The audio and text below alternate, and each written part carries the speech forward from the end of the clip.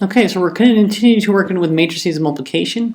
And so now we have a 2 by 2 matrix for A, and for B, and for C as given. And the first thing I want to do, I want to find AB. And so if I multiply it, I would get negative 4 plus 3, which would be 1. If I do the next one, it would be 0 and 3 is 3.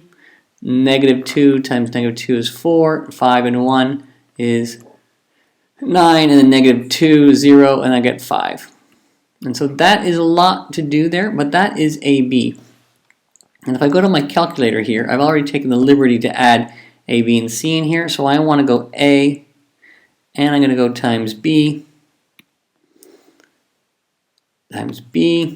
and when I do it, I get, oh, I miscalculated, and here is a negative 1. Okay, so there is our A times B. Okay, and so make sure you know how to do it by hand. It's really important to do it. It's easier to do than it is to explain how to do. But if I'm going to try BA now, so if I go to my matrix and I'm going to go B times matrix A. And what's interesting about this, because we know if we go 2 times 3, which is 6, it's the same as 3 times 2, which is also 6. And so this property is something that we use all the time, and we don't think about the order that we multiply regular numbers in. But if I look at my matrices A, B, and BA, I can clearly see that they are not equal. So one thing that is very true is AB does not equal BA in matrices. Okay, so be careful. The order that you multiply them in matters. Well, let's consider this scenario now. Let's multiply AB first and then times C in this order, or we could do BC first and then times A. So to do it, I'm going to open my parenthesis and I'm going to go matrix A times matrix B, close my parenthesis, and then I'm going to multiply it times C. And so then I get negative 4, negative 2, 4, 18. I'm going to do BC first. So I'm going to do it by hand here. So BC, you should try by hand too. I get negative 2, and then I get 4, negative, and 0, and 2. So now I'm going to take 2, 3 minus 2, 5, which is A, and then times negative 2, negative 4, 0, 2. And remember, the order matters, so we have to make sure we do it in the proper order.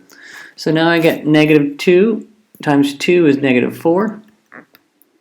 That's 0. And then I get negative 8 and 6, which is negative 2. I get 4 and 0 is 4. And I get 8 and 10, which is 18. And when I look at that, that's the same as this. So the parentheses don't matter. The order that I choose to do it, as long as it's A, B, and C in that order, it will work. Or if I don't even have any parentheses, if I just go A, B, C, I'll also get the same matrix as well. And so we can do matrix multiplication, but we have to be careful of it. All right, and so now let's clear all our ink and let's start the last one. Test to determine if the distributive property holds. So now I'm doing A times B plus C or AB plus AC. Well, B plus C, is pretty straightforward. Negative 2 and 1 is negative 1. 0 plus 2 is 2. 1 minus 1 is 0. 1 and 0 is 1. And so adding is quite easy. And so if I do A, I get 2 minus 2, 3, 5 times my negative 1, 2, 0, 1. And so I get negative 2 and 0. So I get negative 2. 4 and 7, 3 is 7. And then 2 and 5 is 0. Or 2 plus 0 is 2. And then finally, negative 4 plus 5 is 1. And so that's A times B plus C. Now if I consider AB plus AC, let's try that here. Going back and forth, just utilizing all our technologies that we have available to us. We use our paper and pencil, and we use our calculator. And so when I do that calculation, I get exactly the same thing. So the distributive property does hold for matrices, and it's an important one as well, provided that you keep the order. So this would not be equal to BA plus CA. So don't do that.